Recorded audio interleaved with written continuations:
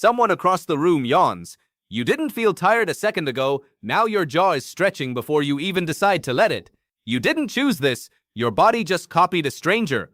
Why would evolution wire you to mimic something as small and meaningless as a yawn? The real answer is far stranger than tiredness. Contagious yawning has almost nothing to do with sleep, it has everything to do with connection. Your brain is running an ancient program, one built long before language, long before fire, long before anything you'd recognize as human. And it runs every single day, usually without you noticing at all. Start with the basics. A yawn is a deep inhale, a stretch of the jaw, a short pause, then a slow exhale. Every mammal with a spine does something like it. Dogs do it, cats do it, even fish gulp air in a strangely similar motion. Scientists still argue over exactly why yawning evolved. Some think it cools the brain, some think it resets alertness after boredom or fatigue, but none of that explains the strangest part. Why does watching someone else yawn make you yawn too? In the late 1980s, psychologist Robert Provine at the University of Maryland decided to actually study this instead of just wondering about it. He showed people videos of others yawning. Most viewers yawned back within minutes. Then he tried something else.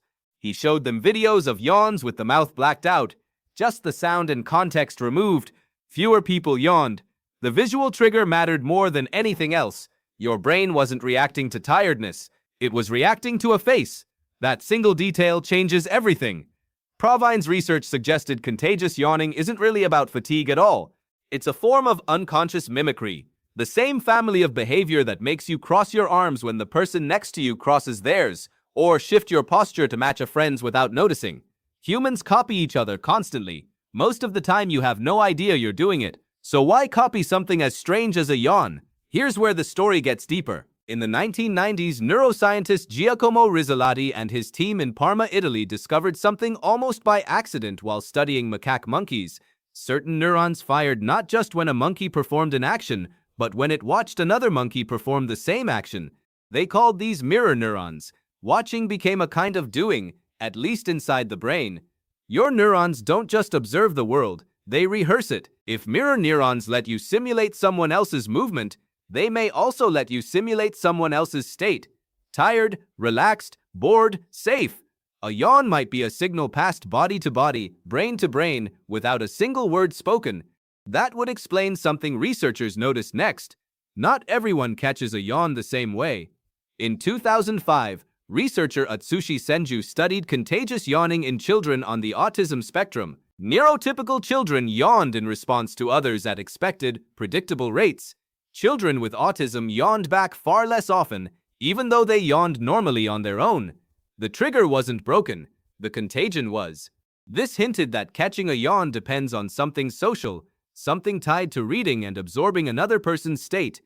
A few years later, at Duke University, researchers led by Elizabeth Cirulli explored whether empathy itself predicted how often someone caught a yawn. People who scored higher on empathy measures were more likely to yawn in response to others.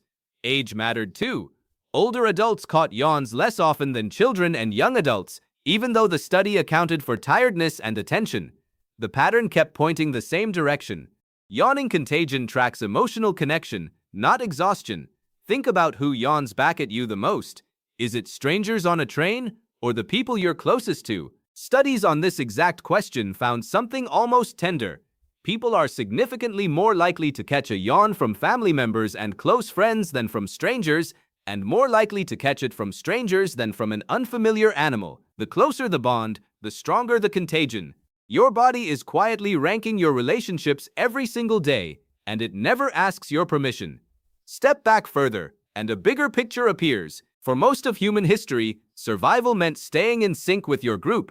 A tribe that rested together, stayed alert together, and reacted to danger together lived longer than one where everyone operated on their own separate rhythm. A shared yawn may have functioned as a synchronizing signal.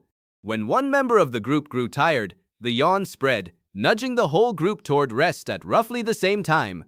Alert together, rest together, never caught half awake while everyone else sleeps. That single reflex, stretched across tens of thousands of years, becomes something closer to social glue than biological accident.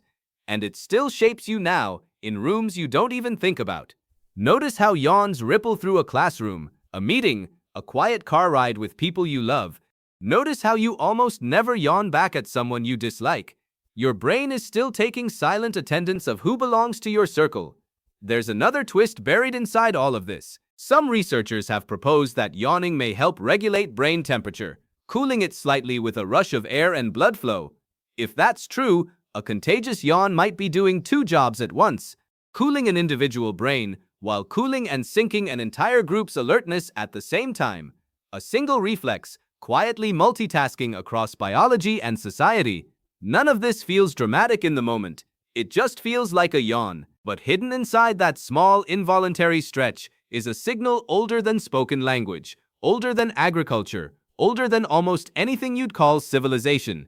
It's a leftover thread connecting you to every human who ever sat around a fire, tired at the same time, safe because they weren't alone in that tiredness. So the next time it happens, notice it. Someone yawns, you yawn. It feels meaningless. But your brain just quietly confirmed something it's been tracking the whole time, whether that person belongs to you. Someone across the room yawns. This time, you catch yourself catching it, and for a moment, you realize your body has been counting your closest people all along, long before you ever thought to ask.